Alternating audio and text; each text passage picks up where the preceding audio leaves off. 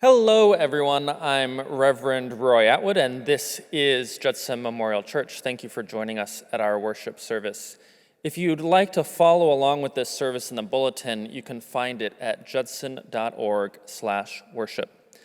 Now, every Sunday we present a worship service based on a theme, and today's theme is racial justice. I hope you enjoy. Now, we always start our service with a land acknowledgement, so if you'll join me for that. We acknowledge that this service is taking place in a building that was constructed using the profits from a corrupt oil company, in a city that grew wealthy by doing business with slave owners, on land that was stolen from the Lenape people by force. We acknowledge that we have not atoned for these sins, and for that we ask for forgiveness. Our call to worship today is adopted from a prayer by Rabbi David Evan Marcus.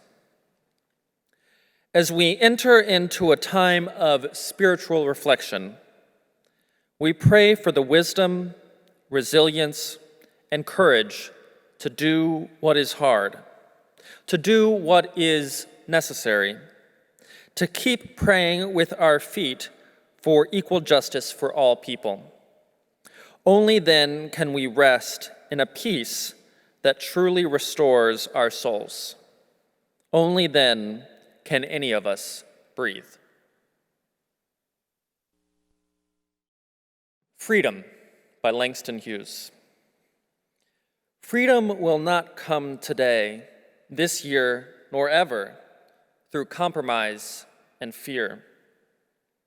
I have as much right as the other fellow has to stand on my own 2 feet and own the land.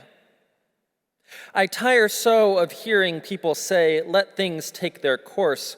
Tomorrow is another day. I do not need my freedom when I'm dead. I cannot live on tomorrow's bread. Freedom is a strong seed planted in a great need. I live here too. I want my freedom, just as you.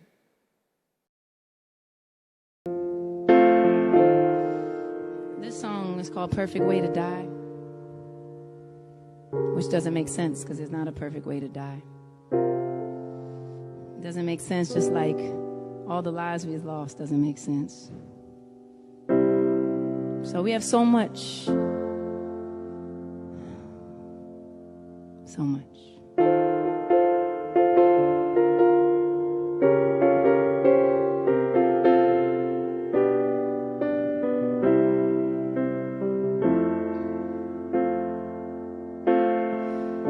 Simple walk to the corner store. Mama never thought she would be getting a call from the coroner. Said her son's been gunned down, been gunned down. Can you calm now? Tears in her eyes, can you calm down? Please, ma'am, can you calm down? And it rained fire in the city that day. They say a river of blood in the streets, no love in the streets. And then came silence in the city that day. They said just another one gone, and they tell her move on. And we're stuck here singing, baby, don't you close your eyes. This could be our final time, and you know I'm horrible at saying goodbye. But I'll think of all you could have done. At least you'll stay forever young. I guess you picked a perfect way to die. Oh, I guess you picked a perfect way to die. New job, new city, new her. Bright-eyed, you would have been proud if you knew her. Flashing lights in the mirror, pull over. Pull over. A couple nights in detention and it's over. A whole life's over. And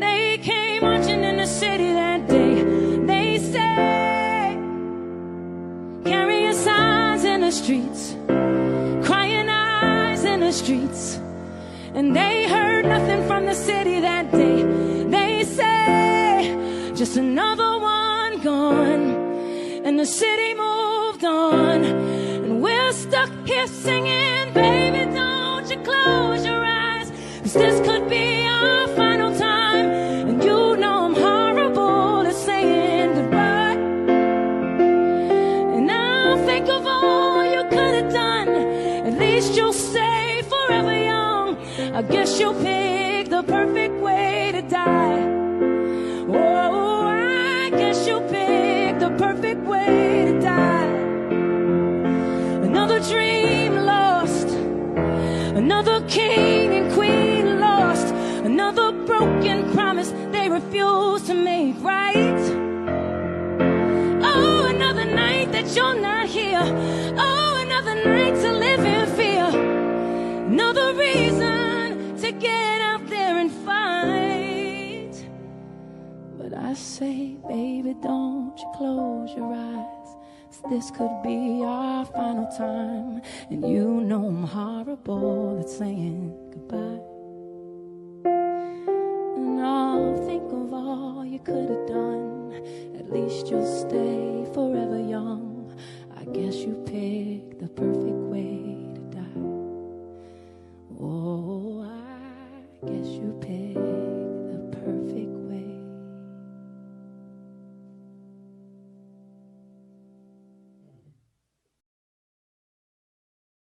Late on the evening of April 14th, 2019, in a nonprofit apartment building called Hill House, which provides housing for those facing disability, poverty, and homelessness, at 1616 Grand Avenue in the Bronx, 32-year-old Kowalski Trawick was cooking food for himself when he stepped out of his apartment and accidentally locked himself out.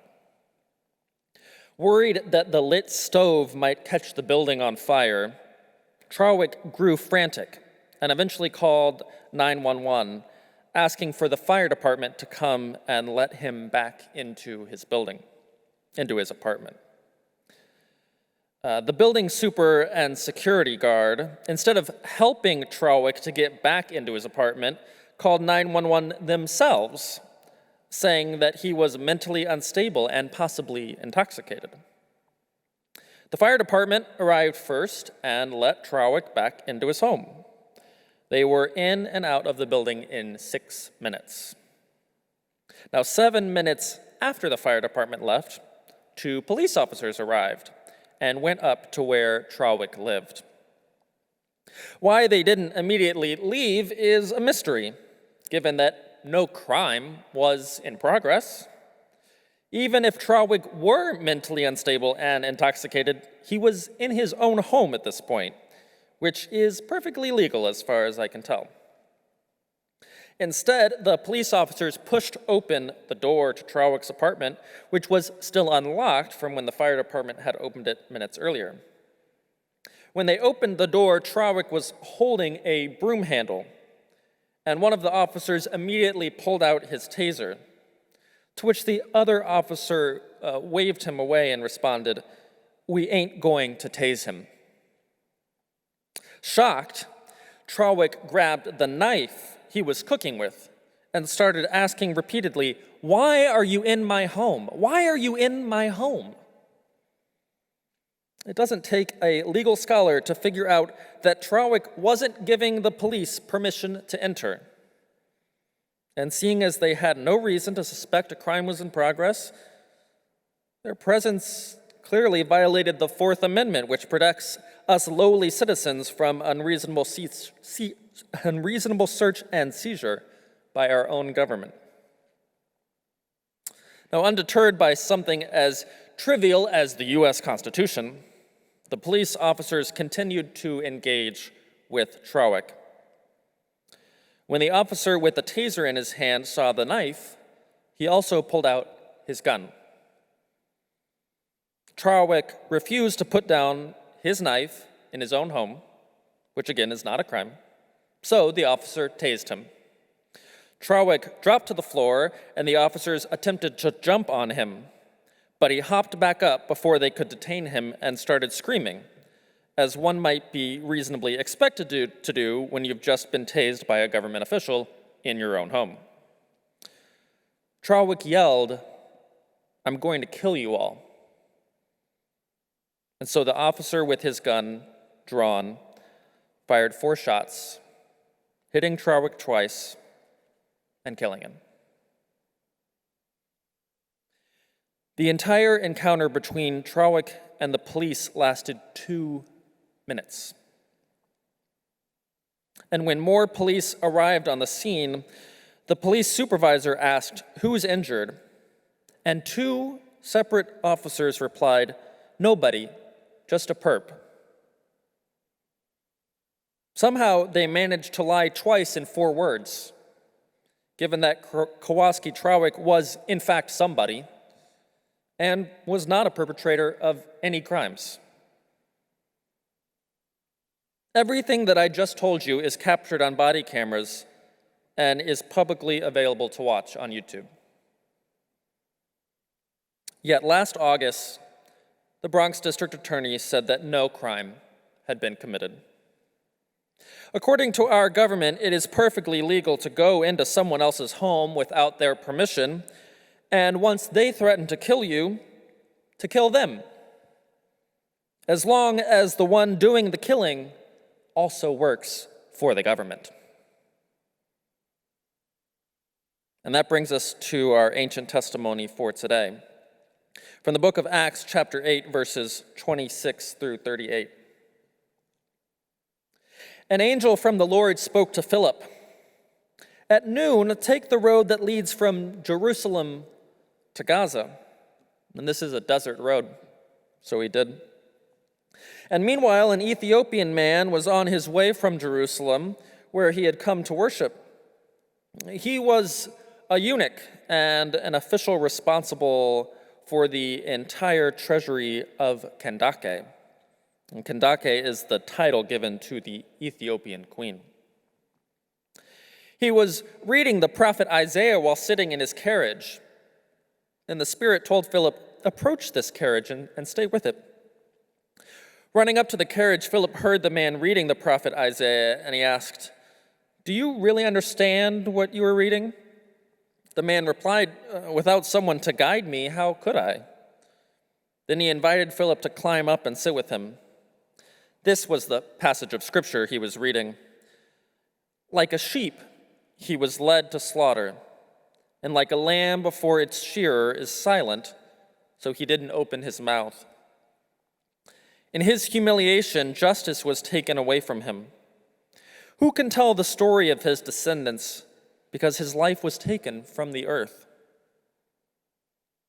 The eunuch asked Philip, "Tell me, about whom does the prophet say this? Is he talking about himself or someone else?" Starting with that passage, Philip proclaimed the good news about Jesus to him. As they went down the road, they came to some water. The eunuch said, "Look, water! What would keep me from being baptized?" He ordered that the carriage halt. Both Philip and the eunuch went down to the water, where Philip baptized him.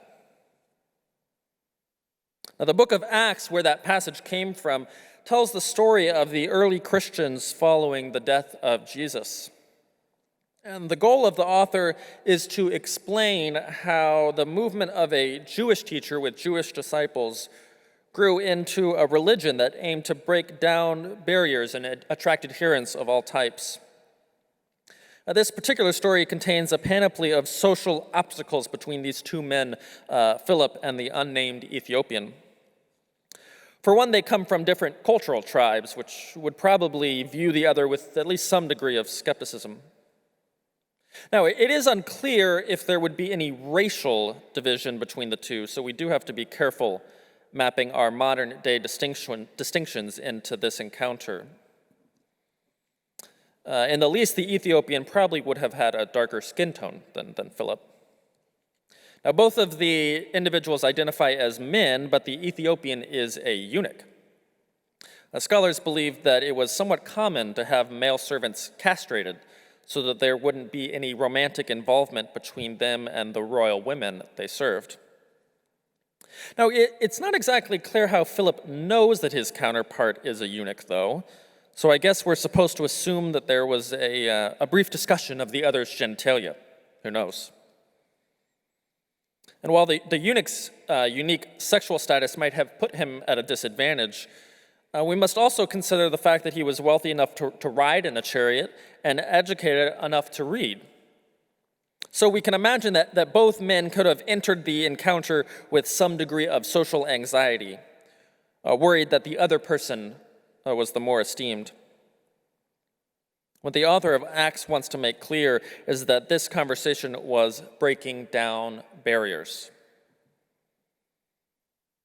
But what really struck me about this passage, however, was the text that they read from the Hebrew Scriptures, particularly the portion that said, "In his humiliation, justice was taken away from him.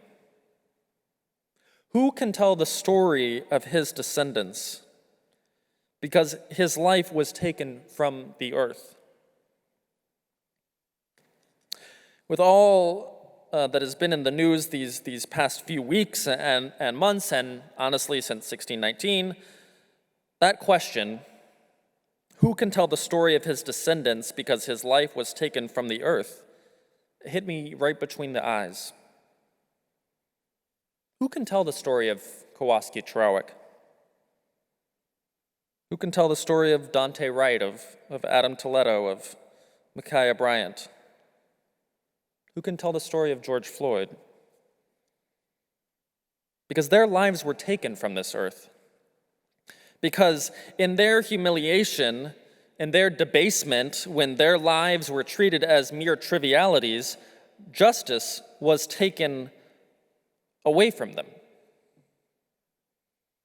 Now, seeing Derek Chauvin found guilty of murder, a murder we all witnessed with our own eyes, was certainly a relief. But what happened in that trial wasn't justice, because in a just world, George Floyd wouldn't be dead. And we know that because that's what the Scriptures tell us. When a life is taken, then justice is taken right along with it. In his remarks at George Floyd's memorial service, Reverend Al Sharpton highlighted the injustice. He highlighted how the injustice of Floyd's murder mirrors the injustices experienced across the country every day. The reason it got to me is George Floyd's story has been the story of black folks. Because ever since 401 years ago, the reason we could never be who we wanted and dreamed to be in is you kept your knee on our neck.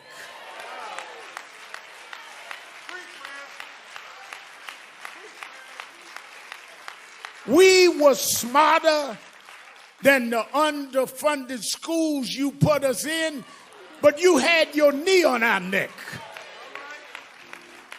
We could run corporations and not hustle in the street, but you had your knee on our neck. We had creative skills. We could do whatever anybody else could do, but we couldn't get your knee off our neck.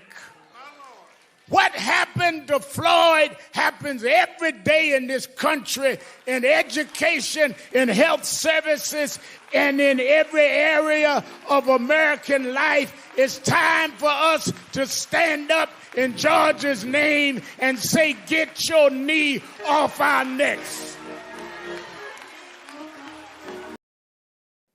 We all have a divine calling to examine the ways in which we participate in and perpetuate systems that have the knee on the neck of Black and brown Americans. Sometimes those systems need to be reformed.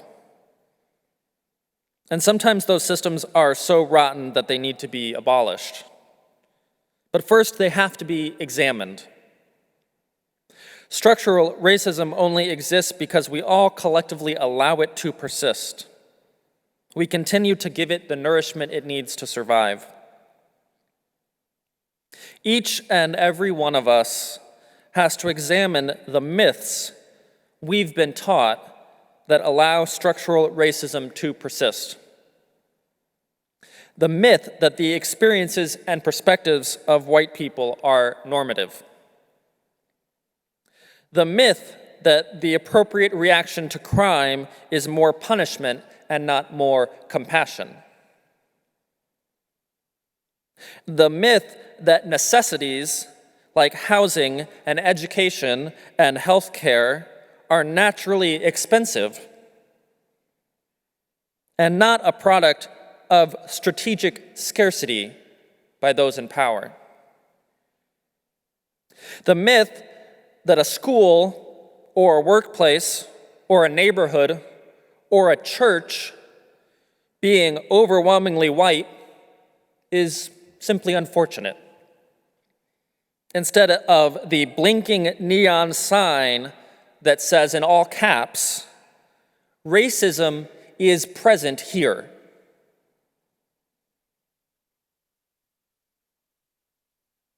What story will you tell with the life that you lead?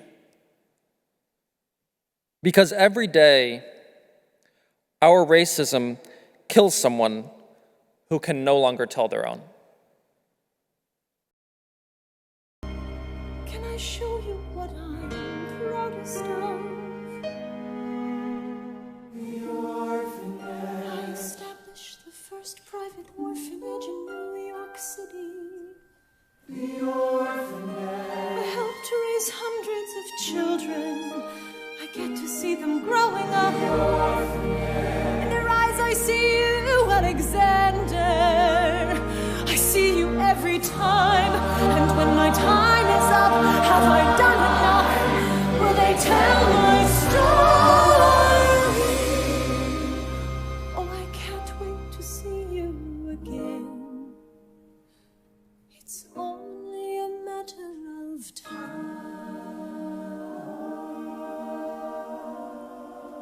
Will they tell your story?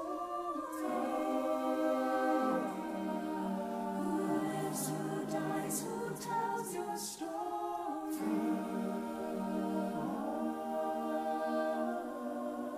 Will they tell your story? Who lives, who dies, who tells your story?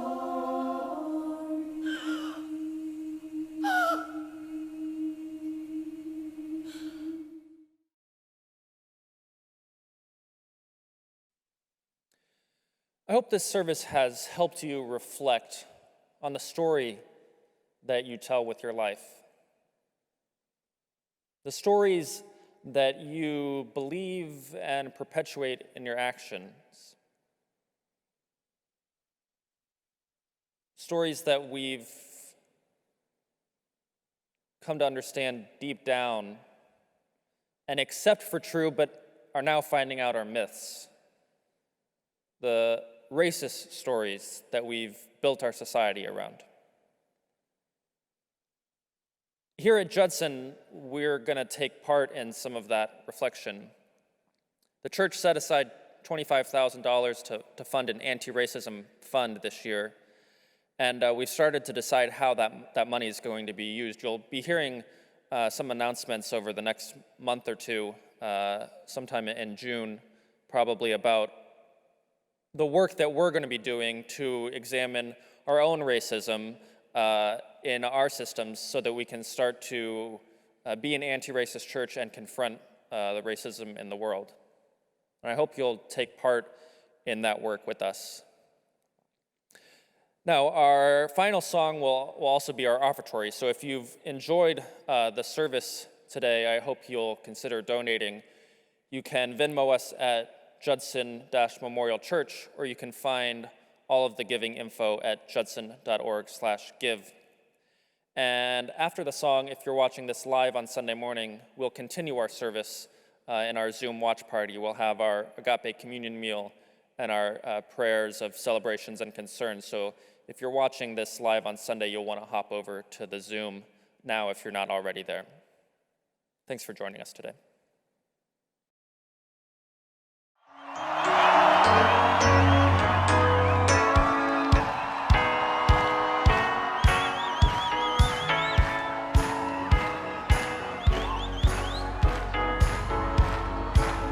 We're going to sing this song.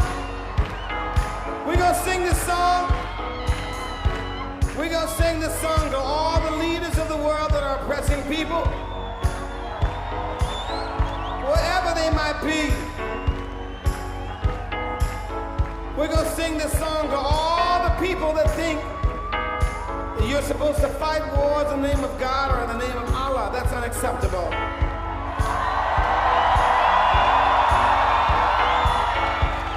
That's right. That's what I said. I said it. And I mean it. Because I believe that God is about the perpetuation of life, not the destruction of life.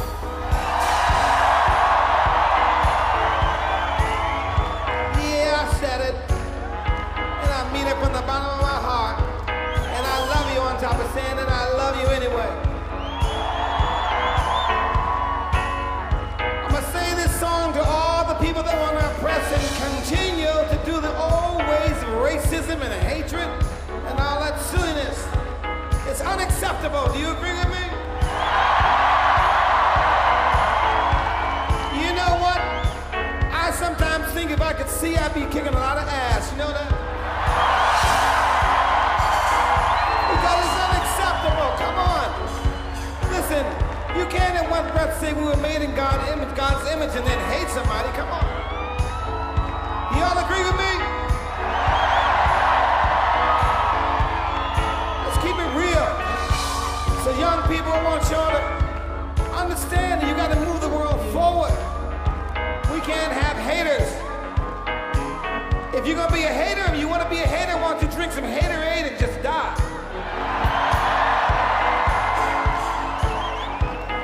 I don't wish death on nobody, but come on. Let's get it right before we don't get enough more time to do it right. So let's sing this song. Y'all ready? Let's go. A boy's born in Alta, Mississippi.